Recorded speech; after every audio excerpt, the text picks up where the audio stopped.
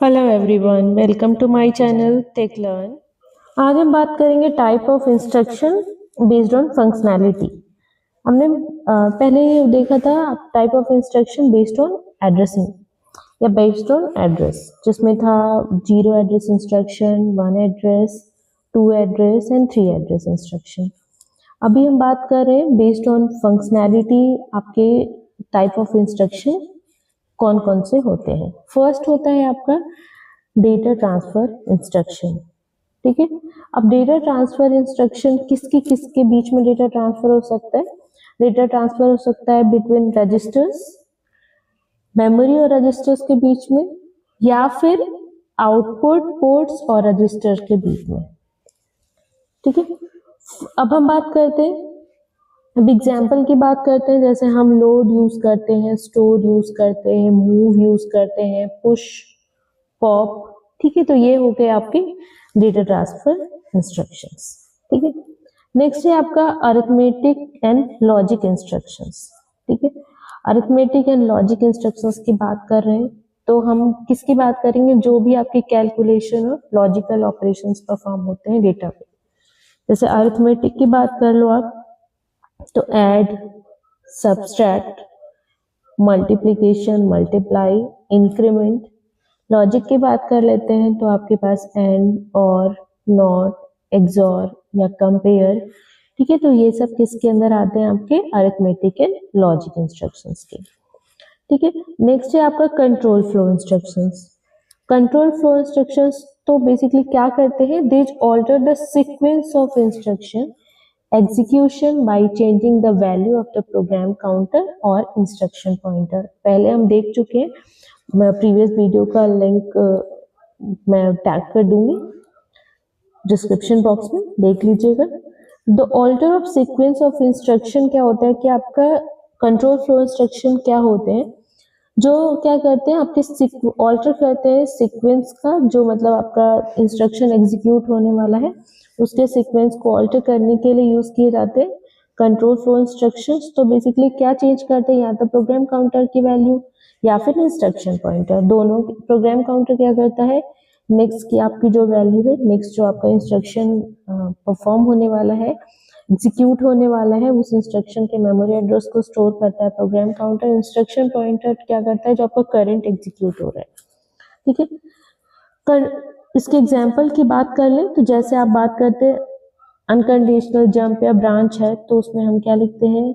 JMP call. Conditional branch में जैसे जेएनई, Z. ठीक है, रिटर्न, आरईटी। ठीक है, तो ये क्या है? आपके कंट्रोल फ्लो इंस्ट्रक्शंस है। नेक्स्ट है आपका आईओ या इनपुट आउटपुट इंस्ट्रक्शंस। तो ये क्या करते हैं? ये हैंडल करते हैं कम्युनिकेशन किसके बीच में? सीपीयू और आपके जो पेरिफेरल डिवाइसेस है। जैसे हमें क्या लिखना है? एग्जाम्पल में हमने दिया इंस्ट्रक्शन इन, तो ये क्या कहता है? रीड फ्रॉम पोर्ट, पोर्ट से रीड करना है। हमने लिखा आउट, तो राइट टू पोर्ट, पोर्ट में क्या करना है? राइट करना है। अब हम टाइमिंग एंड कंट्रोल की बात कर लेते हैं। तो होता क्या है? ये एक सीक्वेंस है and coordination. It is a sequence and coordination of operation within the CPU and other components. तो टाइमिंग एंड कंट्रोल का एक बेसिकली क्या है? एक सीक्वेंस और कोऑर्डिनेशन है, जो क्या करता है? आपके सीपीयू का जो सेंट्रल प्रोसेसिंग यूनिट का और जो अदर कंपोनेंट में जो सीक्वेंस, बेसिकली जो ऑपरेशन का सीक्वेंस है, ठीक है, उनको क्या करता है? सीक्वेंसिंग करता है, उनका कोऑर्डिनेशन करता है बेसिकली कि कौन सा ऑपरेशन कब परफॉर्म होगा, उसकी टाइमिंग क्या होगी, नेक्स्ट वाला कैसे परफॉर्म होगा, उनमें कोऑर्डिनेशन, उनकी सीक्वेंसिंग कैसे होगी। ठीक है, उनको कोऑर्डिनेट करता है। ठीक है, उसको हम कहते हैं टाइमिंग एंड कंट्रोल। ठीक है, ये हो गया आपका। अगर हम इलेबोरेट करें अभी कंप्यूटर स्ट्रक्चर को, तो इनपुट, आउटपुट। ठीक है, सीपीयू हो गया। सीपीयू के बाद आपके पास जो आपको कंट्रोल यूनिट है, प्रोसेसर हो गया। ठीक है, रजिस्टर्स जिसके अंदर होते हैं, कॉम्बिनेशनल लॉजिक हो गए या फिर एलयू की बात करते हैं हम, और मेन मेमोरी हो गया, इनपुट आउटपुट। यहाँ से क्या होता है? मेन मेमोरी से इंस्ट्रक्शन किसके पास जाता है? कंट्रोल यूनिट के पास जाता है। तो ये कंट्रोल यूनिट क्या करती है? प्रोसेसर से अपना काम कराती है, और रजिस्टर्स क्या करते हैं? उस डेटा को टेम्परेली होल्ड करते हैं। ठीक है, कॉम्बिनेशनल लॉजिक जो आपके अरिथमेटिक लॉजिक सर्किट्स हैंडल करते हैं, मेन मेमोरी क्या करता है आपके डेटा स्टोरेज में यूज होता है। ठीक है, अब टाइमिंग एंड कंट्रोल की बात करी थी हमने, तो टाइमिंग क्या है बेसिकली द क्लॉक पल्स। ठीक है, क्लॉक पल्स क्या होता है, टाइमिंग किसके द्वारा गवर्न किया जाता है या टाइमिंग को कौन गवर्न करता है, वो होता है मास्टर क्लॉक जनरेटर। क्या करता है वो प्रोड्यूस करता है continuous sequence of electric signals, एक कंटिन्यूअस सीक्वेंस में इलेक्ट्रिक सिग्नल्स को प्रोड्यूस करता है। कौन प्रोड्यूस करता है, मास्टर क्लॉक जनरेटर। तो बेसिकली ये टाइम को गवर्न करता है, यहाँ से टाइम मिलता है सीपीयू को, that produce a continuous sequence of electric signal, जिसको हम कहते हैं क्लॉक पल्स। ठीक है, तो ये क्या करता है, आपका सिग्नल जनरेट करता रहता है, उसको हम क्या करते हैं, क्लॉक पल्स। ठीक है, अब क्लॉक साइकिल क्या होती है, जब हम दो टाइम पीरियड के बीच में दो consecutive identical point on the clock pulse के बीच में हम डिस्टेंस की जब बात करते हैं from one rising clock to the next, तो हम इसको कहते हैं क्लॉक पल्स।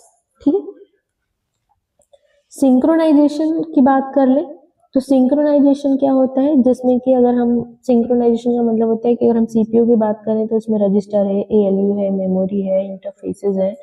ठीक है, तो उनके बीच में सिंक्रोनाइजेशन किसके थ्रू होता है, विद दिस क्लॉक। तो क्लॉक क्या करते हैं, सिंक्रोनाइजेशन का काम करती है। तो operation are typically initiated at the rising और falling edge of the clock pulse. ठीक है, क्लॉक पल्स की बात करें तो ये होगी आपकी क्लॉक पल्स। ठीक है, तो ये राइजिंग एंड फॉलिंग, तो आपका क्या होता है, यहाँ से ये फॉल हो रहा है तो आपका क्या है, क्लॉक पल्स हो गया, ये हो गया, ये हो गया। ठीक है, ऐसे क्लॉक पल्स होते हैं। ठीक है, तो आपको क्या करते हैं कि सिंक्रोनाइजेशन क्लॉक पल्स के थ्रू ही होता है, क्योंकि जितने भी आपके कंपोनेंट्स हैं, जैसे रजिस्टर हो गया, एएलयू हो गया, मेमोरी हो गया, इंटरफेसेस हो गए, तो ये कैसे काम करते हैं, जो आपका क्लॉक पल्स है वो डिसाइड करता है कि आपका क्लॉक पल्स बताता है कि भाई इस वाले क्लॉक पल्स में क्या हो रहा है, नेक्स्ट वाले में क्या होगा, इसके वाले में क्या होगा। ठीक है, operation are typically initiated the rising और falling edge of the clock pulse. Clock speed की बात कर ले, the frequency of the clock, अगर हम फ्रीक्वेंसी की बात करते हैं क्लॉक के, तो किसको मेजर हम करते हैं, हर्ट्ज में, जिसको हम लिखते हैं एच जेड। डिटरमाइन क्या करता है, how fast the CPU can perform the basic operation. A higher clock speed means shorter clock cycle and faster execution। अगर हायर क्लॉक स्पीड है, इसका मतलब क्या हुआ कि भाई जो क्लॉक साइकिल होगी वो कम होगी और एग्जीक्यूशन का क्या होगा, फास्ट। नेक्स्ट है आपका टाइमिंग यूनिट की बात कर ले, टाइमिंग की बात कर ले हमने, अब कंट्रोल यूनिट की बात करते हैं। तो कंट्रोल यूनिट बेसिकली क्या है, एक कंपोनेंट होता है सीपीयू के अंदर। हमें पता है सीपीयू के अंदर हमारे दो कंपोनेंट होते हैं, फर्स्ट होता है आपका सीयू, दूसरा होता है एएलयू।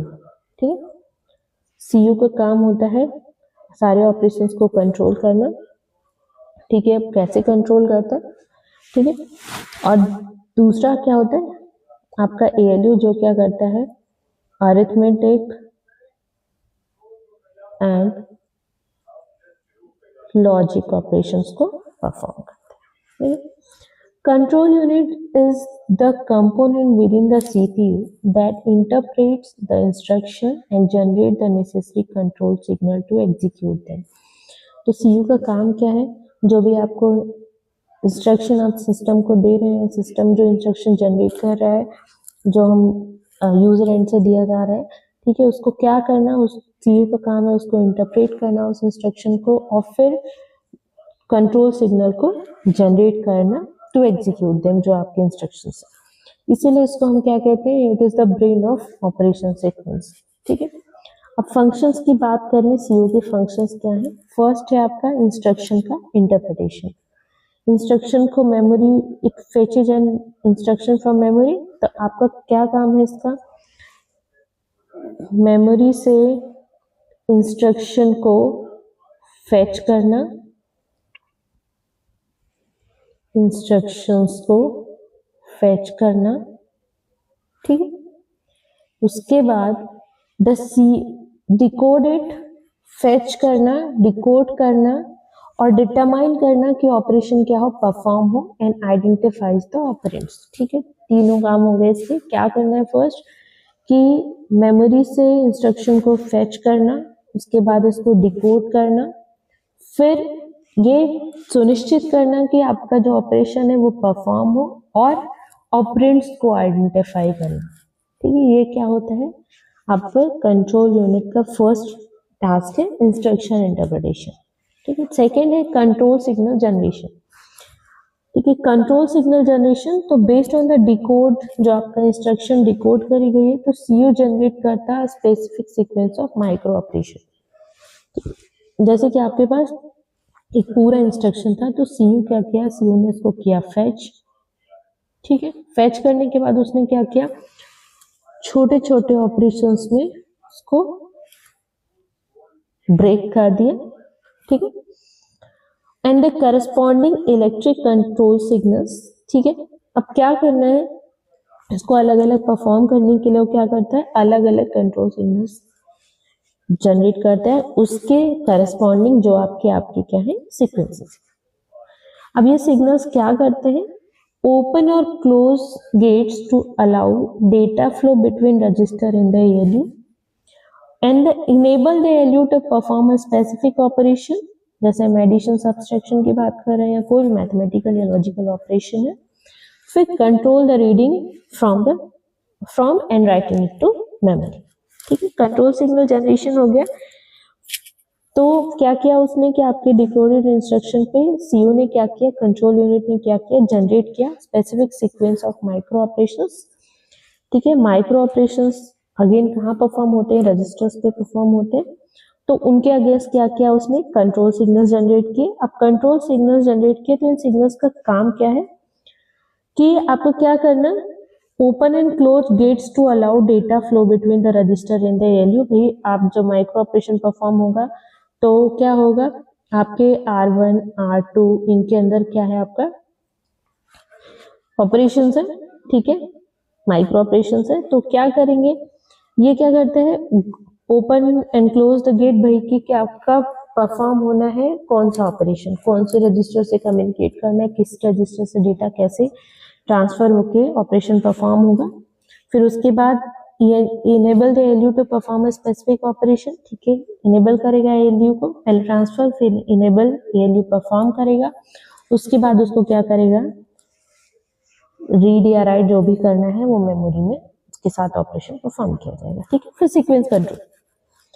अब सीक्वेंस कंट्रोल में क्या करना है, it ensures that the micro operation are executed in the correct time sequence usually detected by the clock.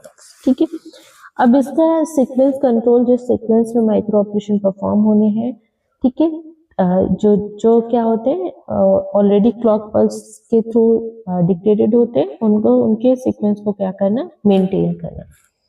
ठीक है, types of control unit implementation. ठीक है, अगर हम कंट्रोल यूनिट की इम्प्लीमेंटेशन की बात करें तो हम कितने टाइप से कंट्रोल यूनिट की इम्प्लीमेंटेशन कर सकते हैं।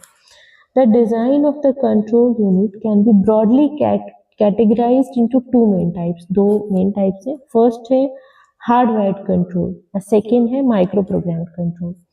अगर हार्डवायर्ड कंट्रोल की बात करें तो उसका लॉजिक क्या है, फर्स्ट है logic, the control signals are generated by a collection of fixed logic gates. ठीक है, इसमें क्या होता है, हार्डवायर्ड कंट्रोल में क्या होता है कि जो आपका कंट्रोल सिग्नल्स जनरेट होंगे वो किससे जनरेट होंगे, फिक्स लॉजिक गेट्स के कलेक्शन से। जैसे कि आपके पास डिकोडर है, एनकोडर है और सीक्वेंशियल सर्किट्स है, जिसके बारे में हम ऑलरेडी पढ़ चुके हैं। ठीक है, उनके जो भी आपके वीडियोस के लिंक है मैं डिस्क्रिप्शन बॉक्स में पोस्ट कर दूंगी, आप वहां से जाके इसको गो थ्रू कर सकते हैं। स्पीड की बात करें हार्डवायर्ड कंट्रोल की, तो आपके अगर हम इस तरीके से सीयू को डिजाइन करते हैं तो स्पीड क्या होती है, very very fast execution speed. इसमें होगा क्या, जो कंट्रोल सिग्नल जनरेट होंगे, सीयू का काम है कंट्रोल सिग्नल जनरेट करना, राइट। तो कंट्रोल सिग्नल जो जनरेट होंगे इन हार्डवायर्ड में, तो वो क्या होंगे, कलेक्शन ऑफ लॉजिक गेट्स से।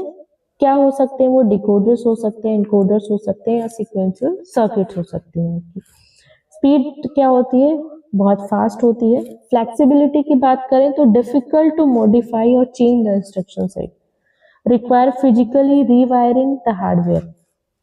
तो इसमें फ्लेक्सिबिलिटी की बात करें तो मॉडिफाई जो होता है वो डिफिकल्ट होता है, इंस्ट्रक्शन सेट को हम चेंज नहीं कर सकते, ठीक है।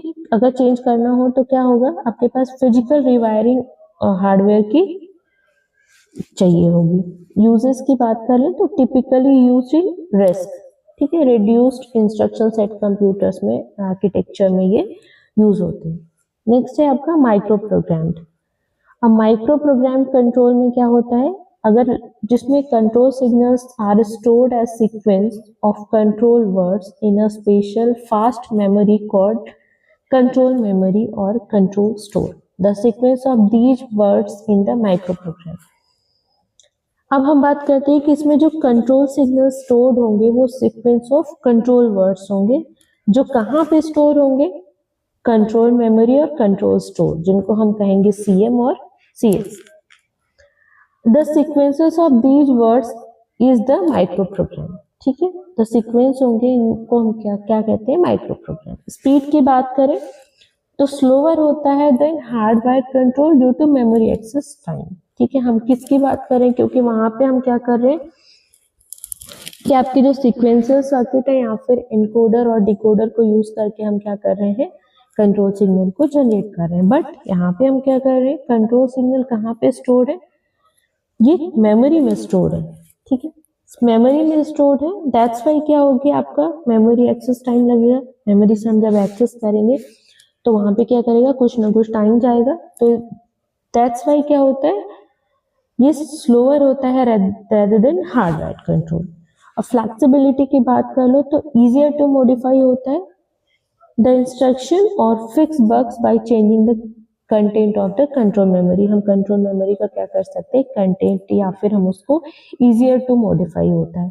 यूजर्स की बात कर लें तो कॉम्प्लेक्स इंस्ट्रक्शन सेट कंप्यूटर में ये यूज होते हैं। अब हम इंस्ट्रक्शन साइकिल कंट्रोल की बात कर लें तो control unit overseas the entire instruction cycle, ठीक है। इंस्ट्रक्शन साइकिल हम ऑलरेडी जानते हैं क्या आता है, फेच, डिकोड, एग्जीक्यूट साइकिल में हम डिस्कस कर चुके हैं। Each phase of this cycle is broken down into time sequence. ये क्या होता है, सीयू क्या करता है, सबको देखता है, जितनी भी आपकी पूरी इंस्ट्रक्शन साइकिल है जिसको हम फेच, डिकोड और एग्जीक्यूट साइकिल भी कहते हैं, तो पूरा ओवरसीज कौन करता है, कंट्रोल यूनिट।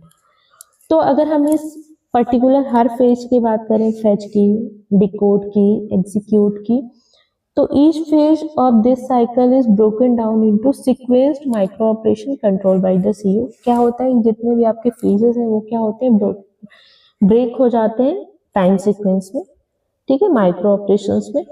तो फेच में क्या होता है, फेच में क्या करता है कंट्रोल यूनिट, सिग्नल जनरेट करता है to copy the address from the program counter. तो सीयू क्या करता है, एक सिग्नल जनरेट करता है, जो क्या करता है, आपका कॉपी करता है एड्रेस प्रोग्राम काउंटर के, हमेशा क्या करता है, जो आपका नेक्स्ट फेच एग्जीक्यूट होने वाला है उसकी मेमोरी एड्रेस को स्टोर करता है। तो ये क्या करता है, सीयू सिग्नल जनरेट करता है। इसमें क्या होता है कि आपका जो प्रोग्राम काउंटर में एड्रेस है वो किस में कॉपी हो जाता है, MAR में। फिर वो एड्रेस क्या होता है, read the instruction from memory into MDR। तो ये क्या करता है, इंस्ट्रक्शन को रीड करता है मेमोरी से और किस में डाल देता है, आपका मेमोरी एड्रेस रजिस्टर से मेमोरी डेटा रजिस्टर में, और उसके बाद वो फाइनली ट्रांसफर किस में हो जाता है, IR में, ठीक है। उस ये होता है फेच जो आपका फेच साइकिल होता है, उसमें सीयू क्या करता है, सिग्नल जनरेट करता है, किसके लिए, कॉपी करने के लिए प्रोग्राम काउंटर से मेमोरी में, फिर वो रीड होता है मेमोरी से MDR में, और फाइनली ट्रांसफर किसमें होता है, IR में। डिकोड साइकिल में क्या होता है, डिकोड स्टेप में क्या होता है या फेज में क्या होता है, CU interprets the opcode in the IR।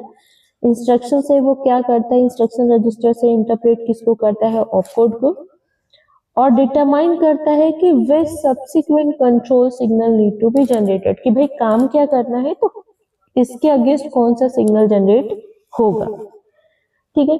Next फिर उसके बाद उसने इंटरप्रेट कर लिया डिकोड के कि भाई कौन सा सब्सिक्वेंट कंट्रोल सिग्नल हमें जनरेट करना है, सीयू डिसाइड करता है कि भाई कौन सा ऑपकोड क्या है तो क्या होगा जनरेट, कौन सा क्या परफॉर्म होना है। फिर थर्ड आता है एग्जीक्यूट।